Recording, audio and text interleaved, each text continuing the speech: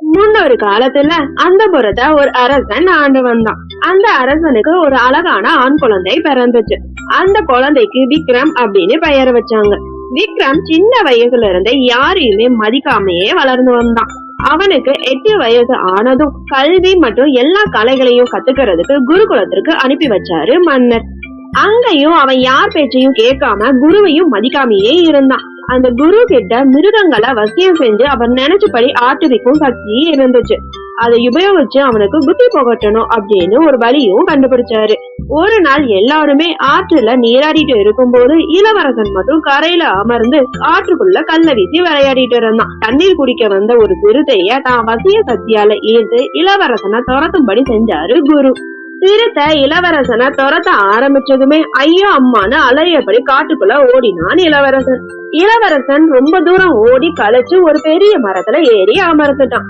துரத்தி வந்த அந்த சிறுத்தை அவனை காணும் அப்படின்னு போயிடுச்சு. பசி வைத்த கில்ல களைப்புல தூங்கியும் போயிட்டான். தூங்கி எழுந்ததுமே சூரியன் உச்சிக்கு வந்துருச்சு. ஒரு பக்கம் பசி, ஒரு பக்கம் களைப்பு, இன்னொரு பக்கம் பயம், கவலை. இதால கை கால் எல்லாம் நடங்க ஆரம்பிச்சிருச்சு.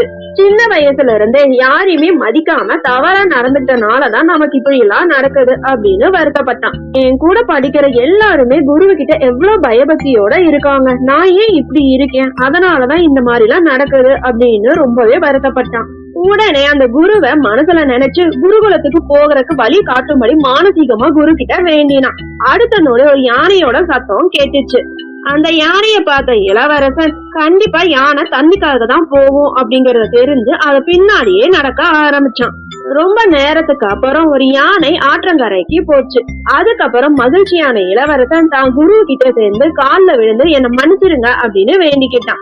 நாடாள வேண்டிய மன்னன் தவறான வழியில போறத தடுக்கிறதுக்காக தான் இந்த நாடகம் நடத்த வேண்டியது இருந்துச்சு அப்படின்னு நினைச்ச குரு அவனுக்கு கத்துக் கொடுக்க வேண்டிய எல்லா கலைகளையும் கற்றுக் கொடுத்து ஒரு நல்ல நாள்ல மன்னர் கிட்ட அனுப்பியும் வச்சாரு. இந்த கதை மூலமா நமக்கு சொல்லப்படுற நீதி என்ன அப்படின்னா, வயதுல மூத்தோரை மதித்து நடத்தல் வேண்டும்.